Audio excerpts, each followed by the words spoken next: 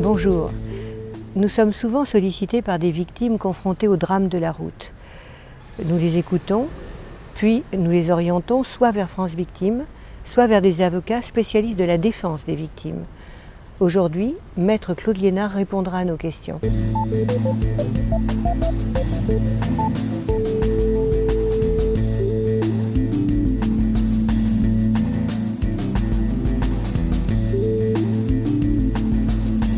Bonjour Maître Liénard. Bonjour. Et merci d'avoir accepté de nous recevoir et de répondre aux questions que se posent les familles après un accident de la route. Ma première question sera que faut-il faire en cas d'accident dans les premiers jours? La réparation et l'indemnisation, c'est un parcours avec des étapes, une durée et des acteurs. Il faut le plus rapidement possible déterminer les besoins des victimes et de leurs proches, dans l'immédiat, dans l'urgence, mais également dans la durée, parce que souvent on est parti pour de longues années. Ensuite, il va falloir déterminer les préjudices. Ils sont de deux ordres, l'atteinte à l'être, on n'est plus comme avant, l'atteinte à l'avoir, parce qu'on n'a plus la même capacité économique, et il y aura un moment important qui est le retour à domicile. C'est à ce moment-là qu'il faudra se poser la question d'un logement adapté, d'une tierce personne, c'est celle qui va vous aider dans les gestes de la vie quotidienne. Et tout ça, il faut le faire le plus rapidement possible et ne rien oublier pour aller après vers la réparation intégrale. Quel est le rôle des assureurs? Les assureurs ont un rôle essentiel parce que l'assurance est obligatoire en matière d'accident de la circulation et quand il n'y a pas d'assureur, il y a un fonds de garantie. Il est donc très important de savoir que les assureurs ne sont pas des amis bienveillants pour les victimes, ce sont des payeurs qui ont leur logique et leur stratégie. Il faut que le processus d'indemnisation soit loyal, il faut qu'il y ait une égalité des armes, et pour qu'il y ait égalité entre ces professionnels qui connaissent tout de l'indemnisation et les victimes, il faut que les victimes soient assistées d'un avocat spécialisé et surtout également d'un médecin conseil spécialisé. Un point essentiel maintenant. Qu'est-ce que les victimes et les familles de victimes ne doivent absolument pas faire?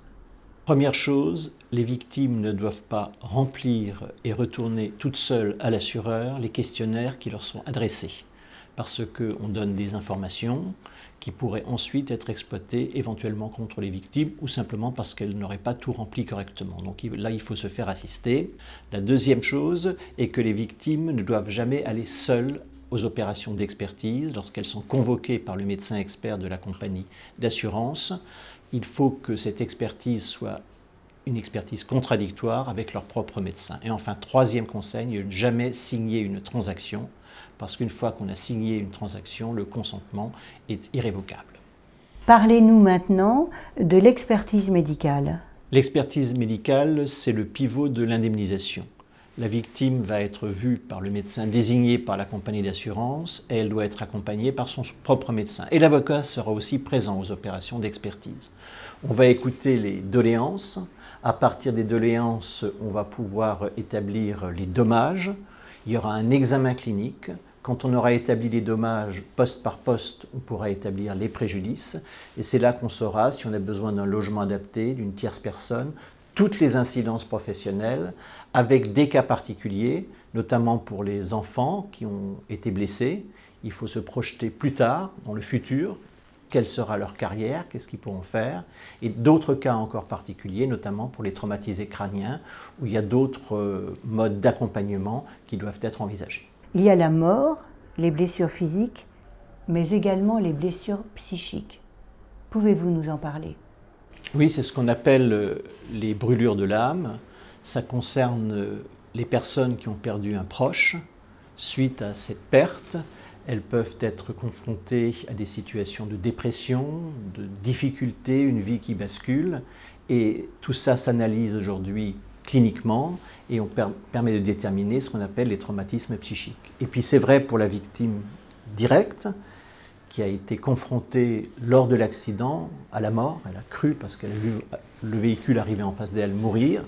Et ça, c'est une effraction de l'appareil psychique qui peut entraîner des handicaps psychiques provisoires ou définitifs, qu'on peut traiter également, mais il ne faut surtout pas passer à côté. Abordons maintenant la sanction pénale.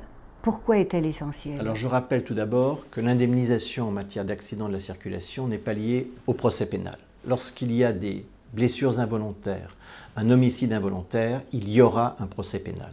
Le procès pénal est essentiel pour la victime car elle pourra être écoutée, elle va être confrontée à l'auteur, à ses explications, et puis c'est aussi le moment où on va appliquer la loi.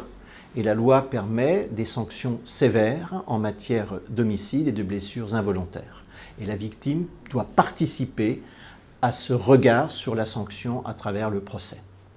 On voit que le procès pénal, lorsqu'il se déroule bien, a un effet thérapeutique, même si le procès n'a pas un objectif thérapeutique. Pourquoi êtes-vous favorable aux 80 km/h sur ces routes départementales sans séparateur médian?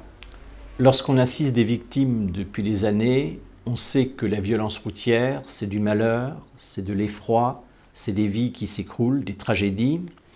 Dès lors, 350, 400 vies sauvées, c'est extraordinaire. Moins de blessés, des milliers de blessés en moins, c'est un objectif qui doit être atteint.